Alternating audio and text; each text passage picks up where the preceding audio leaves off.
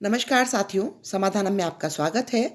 समाधानम में आज हम एक मुख्य बिंदु पे चर्चा करेंगे कि शाला दर्पण पर स्माइल 2 मॉड्यूल की एंट्री हम कैसे करें। वीडियो थोड़ा लंबा है। यदि आपको पसंद आए तो आप इसे लाइक एवं सब्सक्राइब जरूर करें ताकि आने वाली वीडियोस आपको मिल सकें। तो आइए हम देखते हैं कि जो स्माइल 2 का हमारा कार्यक्रम है उसकी हमें एंट्री शाला दर्पण मॉड्यूल पे हमें करनी है। वो हम कैसे करेंगे। आइए, शाला दर्पण पर आपके संस्था प्रधान आपकी मैपिंग कर चुके हैं और अब आपको शाला दर्पण में जाके स्टाफ विंडो पे देखें। स्टाफ विंडो में जाके और ये देखिए जो रेड लोगो है यहाँ पे स्टाफ लॉगिन, इस पे हम जाएंगे। इस पे जब हम क्लिक करेंगे तो ये हमारा पेज खुलेगा स्टाफ लॉगिन का। इसमें हमें अपना यूज़र नेम जो हमें शाला दर्पण से उपलब्ध है दिया गया है और पासवर्ड जो हमने अपना सेट किया हुआ है ये हम डालेंगे इसमें। उसके बाद जो कैप्चा यहाँ दिया हुआ है इसे जब हम फीड कर देंगे तो लॉगिन हम कर सकते हैं उसके बाद में और हमारी व्यक्तिगत आईडी खुल जाएगी। यदि हम इसमें यूज़र नेम और हमारा पासवर्ड भूल जाएं तो इसमें नीचे दिया हुआ है उसमें हम दोबारा से वहाँ जाके और अपना यूज़र नेम और पासवर्ड सेट कर सकते हैं। यूज़र नेम हमारा उपलब्ध है विद्यालय की आईडी पे, तो वहाँ से हमें मिल जाएगा और पासवर्ड हम दोबारा से सेट कर सकते हैं। तो इसके बाद जब हम लॉगिन करते हैं तो देखिए आगे हम चलते हैं, हमारा ये पेज खुलेगा। इंटीग्रेटेड शाला दर्पण हमारा खुलता है।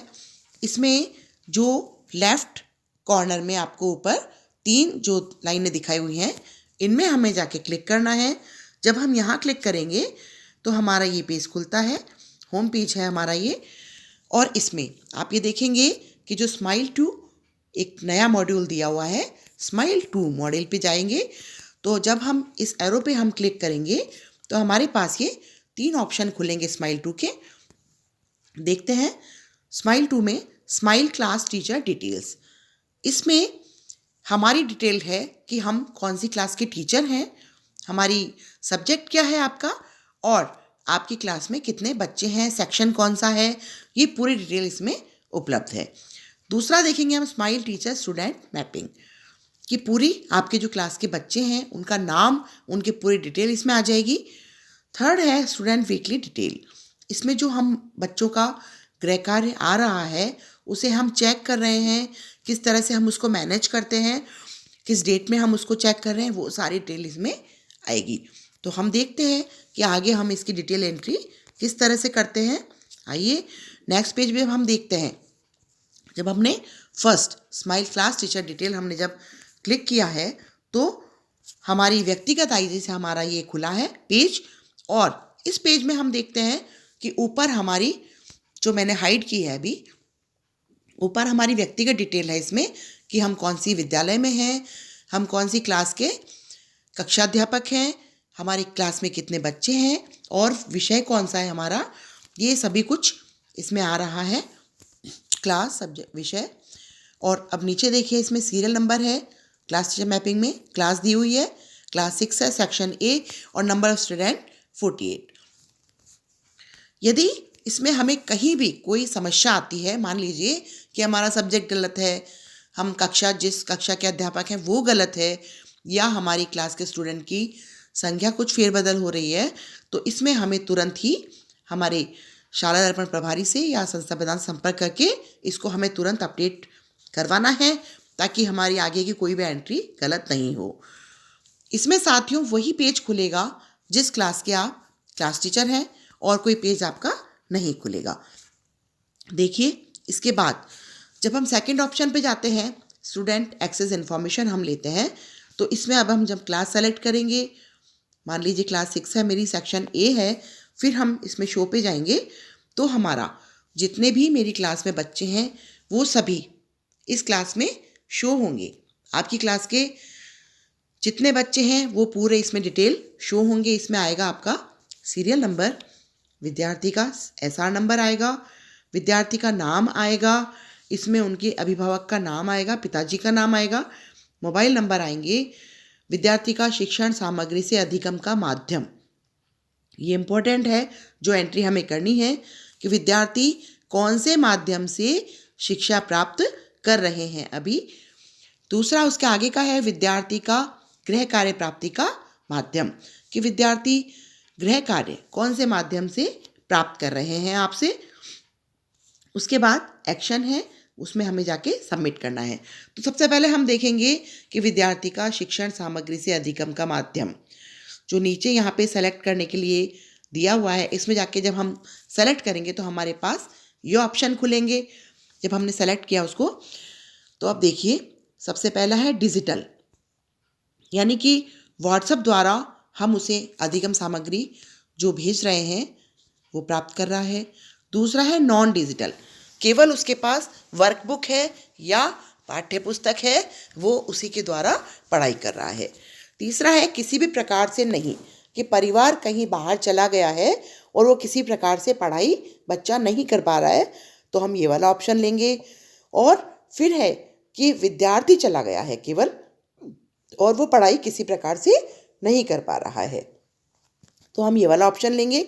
फिर है किसी भी प्रकार से नहीं, ये अन्य ऑप्शन है हमारा, कि मान लीजिए हमारा बिल्कुल संपर्क नहीं हो पा रहा है उससे, न हमें उसे घर का पता मिल रहा है, न परिवार का कहीं अता पता है, तो हम उसमें अन्य माध्यम से डालेंगे।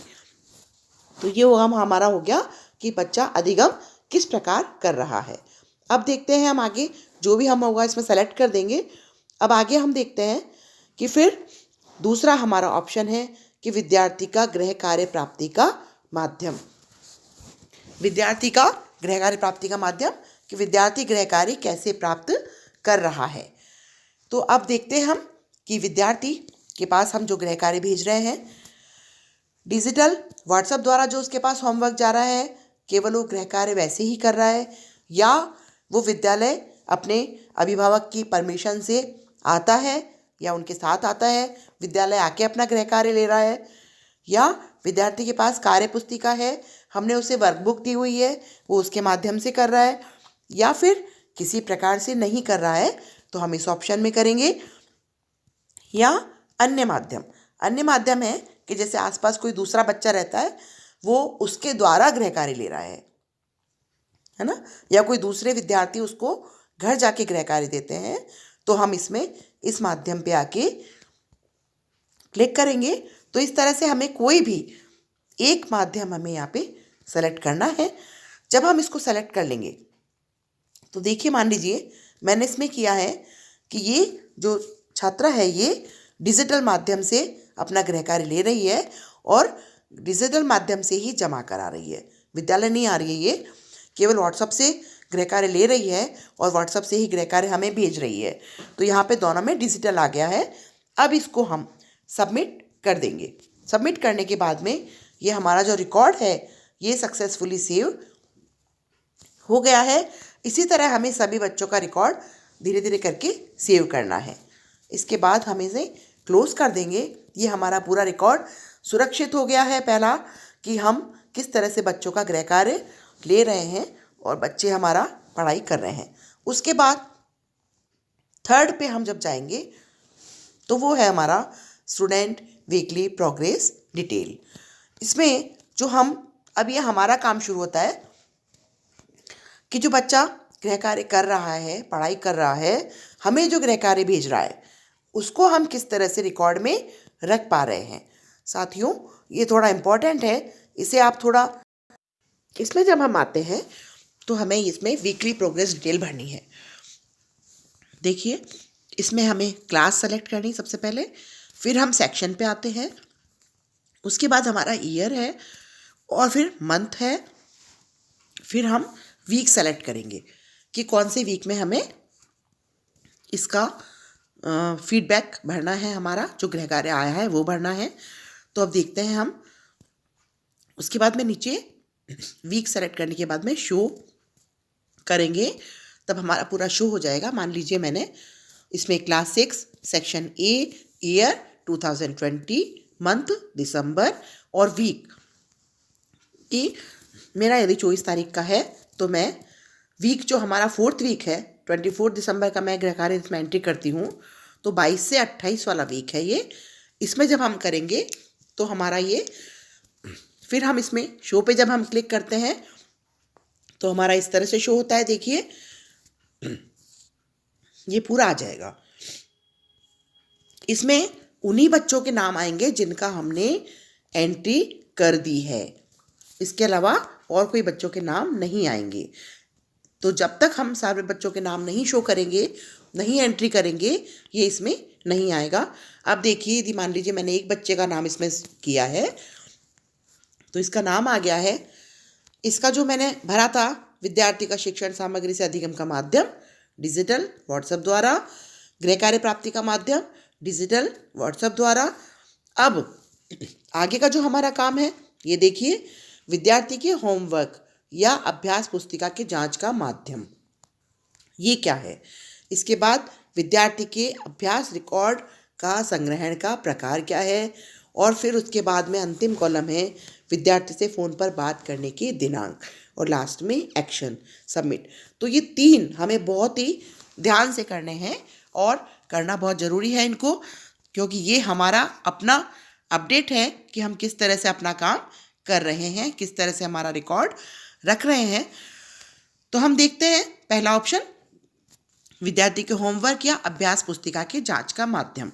जब हम इसमें जाके सेलेक्ट करते हैं तो ये हमारा नेक्स्ट पेज खुलेगा। सेलेक्ट करने के बाद में कि हम कैसे कर रहे हैं इसको देखिए, डिजिटल कर रहे हैं, व्हाट्सएप से हम चेक कर रहे हैं कॉपी को, या बच्चा विद्यालय आ रहा है वहाँ हम इसकी कॉपी चेक कर रहे हैं,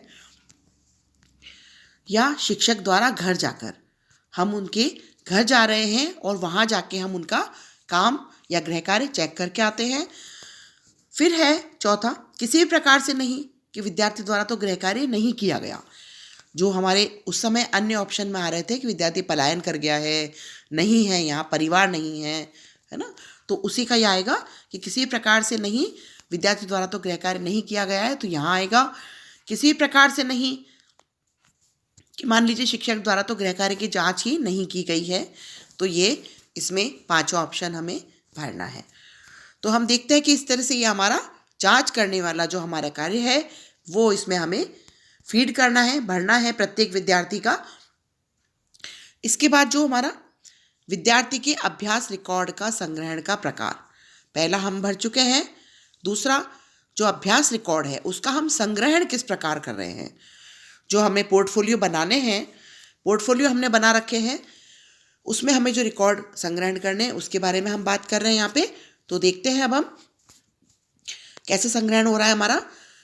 पहला है डिजिटल व्हाट्सएप द्वारा, जो बच्चे भेज रहे हैं हमें कार्य, उनके हम कार्य पुस्तिका की पेज की फ़ोटो लेकर और अपनी फाइल में लगा रहे हैं, उनके कार्यपत्रक में। कार्यपत्रक जो है उनके पोर्टफोलियो में लगाया है हमने। दूसरा, डिजिटल जो है व्हाट्सएप द्वारा साझा किया उन्होंने अपना गृह कार्य, कॉपी या प्रपत्र, जो कॉपी में काम कर रहे हैं उनकी पेज की फ़ोटो यदि हमने उसमें लगाई है तो आएगा। तीसरा है नॉन डिजिटल कार्य पुस्तिका की जांच, कि बच्चा विद्यालय आ रहा है, आके उसने अपनी कार्य पुस्तिका की जांच करवाई है ना, या हमने उसकी जांच की है वहाँ जाके, वो कार्य पुस्तिका की जांच यदि होगी तो इसमें आएगा। नॉन डिजिटल दिए गए गृह कार्य, नोटबुक और प्रपत्र की जांच, कि यदि बच्चा हमारे पास आ रहा है या हम उसके पास जा रहे हैं और कैसे भी करके हमने उनके गृह कार्य की व्यक्तिगत जांच की है नोटबुक और प्रपत्र की, तो ये हमें इसमें भरना है। इस तरह से हमें इनके सभी ये भरने के बाद में हम देखेंगे कि अंतिम है विद्यार्थी से फ़ोन पर बात करने की दिनांक, कि हमने विद्यार्थी से फ़ोन पर बात कब की है, ये इसमें आएगा हमारा। और उसके बाद हम इसमें सबमिट बटन दबा देंगे।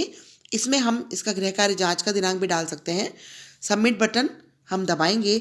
जब हम इसको सबमिट करेंगे तो हमारा यह आएगा कि the record add updated successfully, कि हमने जो भी हमारे रिकॉर्ड ऐड किए हैं या अपडेट किए हैं वो हमारा सक्सेसफुली हो गया है कंप्लीट। उसके बाद हम इसे ओके कर देंगे। हमारा सारा जो रिकॉर्ड है अपडेट हो चुका है।